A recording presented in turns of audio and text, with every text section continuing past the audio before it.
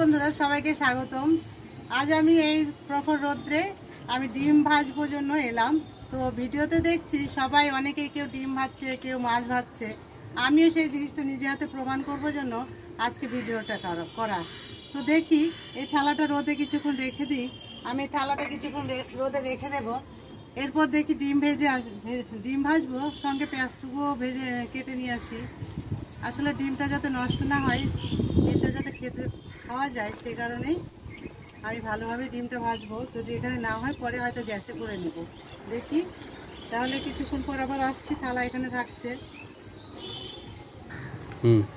ঠিক আছে, আমি এবার পেঁয়াজ কেটে নিয়ে ফিরে এলাম।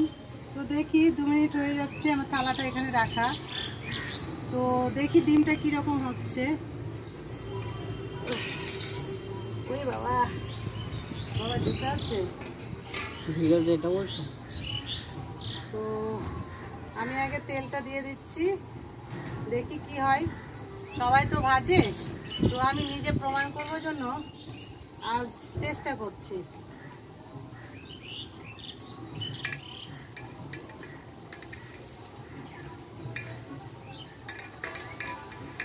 বাবা যা রোদ্দুর চটিগুলো নিয়ে আসবো ভাই, ভিডিওতে বলতে হবে। তো আমি এখন ডিমটা কেটে নিচ্ছি।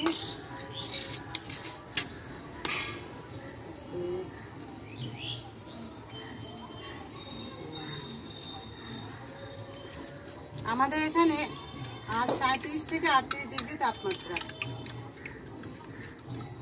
দেখি সত্যি ডিমটা ভাজা যায় কিনা। মাঝে মাঝে দেখি অনেকে ডিম ভেজে ভিডিও করে ছাড়ছে, তো আমি আজ নিজে হাতে প্রমাণটা করতে চাই। ঠিক আছে,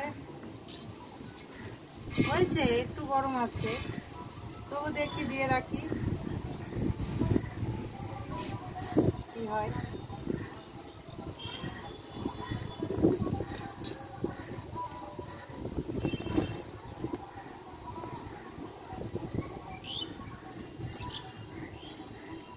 কি হয় এবার দেখার বিষয়। রোদে থাকা যাচ্ছে না, দেখা যাক কি হচ্ছে। আমি এটা ফেলে দিই। পরিবেশ দূষণ করিবেন না।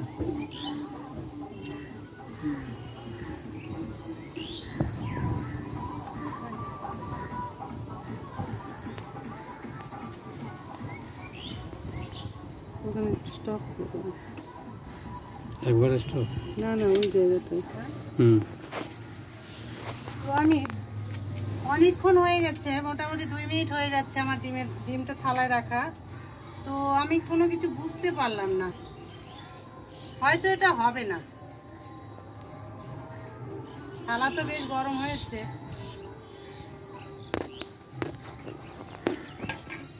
আমার কাছে হলো না, হয়তো আরও তাপমাত্রা লাগতো। তো আমাদের এখানে এখন 38 ডিগ্রি তাপমাত্রা, 38 ডিগ্রি তাপমাত্রায় হয়তো হবে না। তো আমি আজ নিজে হাতে প্রমাণটা করলাম, যেন দিলের সঙ্গে সঙ্গে ডিমটা যেমন ভাজা হয় সেরকম ভাজা হচ্ছিল। তো আমি শখ করে আজকে করলাম, কিন্তু কোনো কিছু বুঝতে পারলাম না। অনেকক্ষণ হয়ে গেছে এখানে রেখেছি, কিন্তু এখনও কিছুই বুঝতে পারলাম না। অনেকক্ষণ হয়েছে, তো ডিমটা এখন আমি নষ্ট না করে এখন গ্যাসে ডিমটা ভেজে নিই। ধন্যবাদ সবাইকে আমার ভিডিওটা দেখার জন্য, এবং সবাই বলবেন যে এটা কেমন হয়েছে। যদি ভালো লাগে অবশ্যই কমেন্ট, লাইক, সাবস্ক্রাইব করে আমাকে জানাবেন। ধন্যবাদ সবাইকে, ভালো থাকবেন।